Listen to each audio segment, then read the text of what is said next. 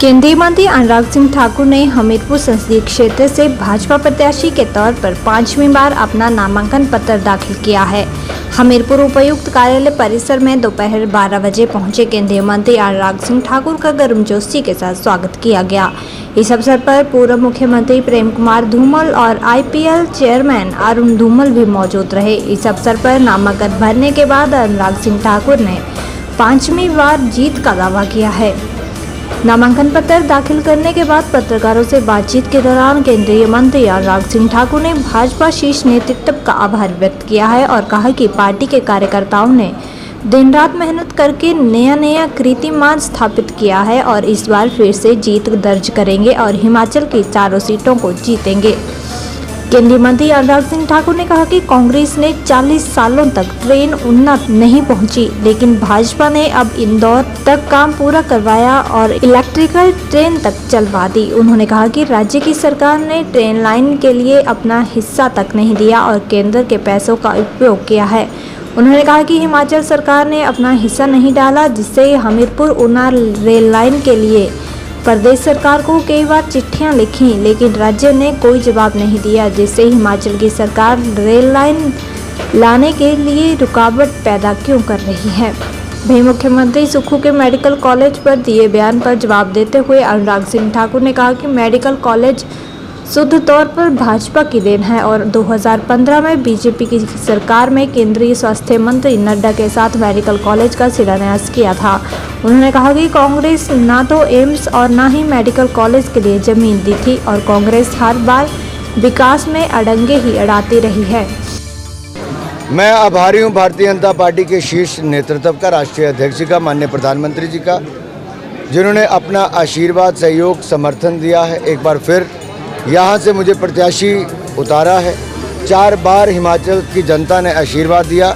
हमीरपुर संसदीय क्षेत्र के मेरे पार्टी के कार्यकर्ताओं ने दिन रात एक करके मेहनत की और हर बार नया कीर्तिमान स्थापित किया। मुझे पूर्ण विश्वास है, जिस तरह का वातावरण इस बार देखा जा रहा है, इस बार फिर हम जीत करेंगे, मोदी जी की झोली में सीट डालेंगे और हिमाचल की चारों सीटें देंगे। मैं 2 बातें इस पे कहना चाहता हूँ। 40 साल तक कांग्रेस से ट्रेन ऊना नहीं पहुंची। हमने ऊना, आमबंदौरा, दौलतपुर चौक सारा रेलवे लाइन का काम पूरा करवा दिया, इलेक्ट्रिफिकेशन करा दी, 12 ट्रेनें चलवा दी, जो कांग्रेस सपने में नहीं सोच सकती थी, हमने वो करके दिया। हमने भानुपुली से लेकर बिलासपुर की रेलवे लाइन का काम तेजी से शुरू करवाया, बहुत तेजी से चल रहा है। राज्य की सरकार ने अपना हिस्सा उसमें नहीं दिया है और राज्य की सरकार ने केंद्र के पैसे से, जो उनको स्वयं पैसा खर्च करके जमीन अधिग्रहण करना था, उसमें भी केंद्र के पैसे का उपयोग किया।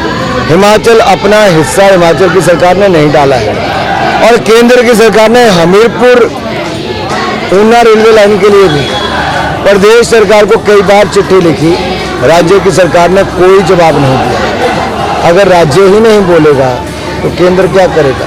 आखिर कौन सी मजबूरी है कि हिमाचल की सरकार हमीरपुर में तक रेलवे लाइन लाने के लिए रुकावट क्यों पैदा करे?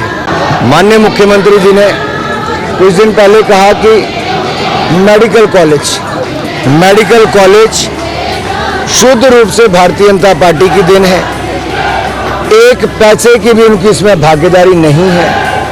और मैं आपको कहना चाहता हूं, 2015 में केंद्र में भारतीय जनता पार्टी की सरकार थी, मोदी जी ने वो हमें दिया। नड्डा जी हमारे स्वास्थ्य मंत्री थे, नड्डा जी, जयराम जी मुख्यमंत्री थे, वो आए, हमने 2018 में उसका शिलान्यास किया। ये 15 से 18 के बीच में 2 साल कांग्रेस की सरकार थी, उन्होंने जमीन भी नहीं दी। और आपको हमीरपुर के सभी पत्रकार भाइयों को पता है, कांग्रेस ने ना एम्स के लिए पहले जमीन दी, ना हमीरपुर मेडिकल कॉलेज के लिए दी। 2.5-3 साल हमें इंतजार करना पड़ा।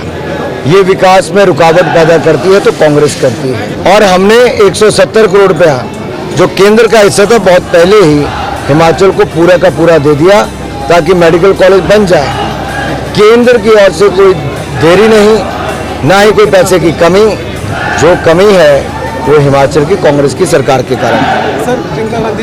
क्योंकि कांग्रेस की जो गिरावट आई है, कांग्रेस की गिरावट कैसे आई?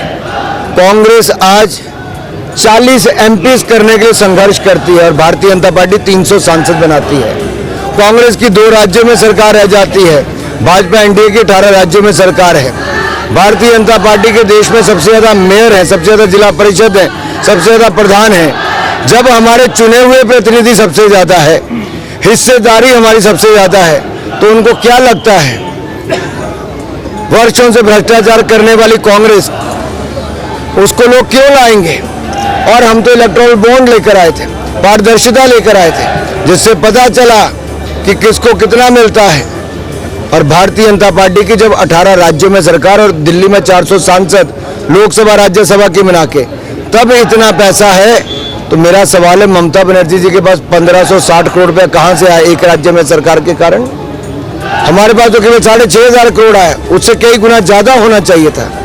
तो मेरा मानना इतना है कि कुछ लोगों के पास न भविष्य के लिए दिखाने के लिए कुछ है, न वर्तमान की कोई उपलब्धि है। इसलिए कांग्रेस और विपक्षी दल आज ओछी राजनीति पर उतर आए हैं।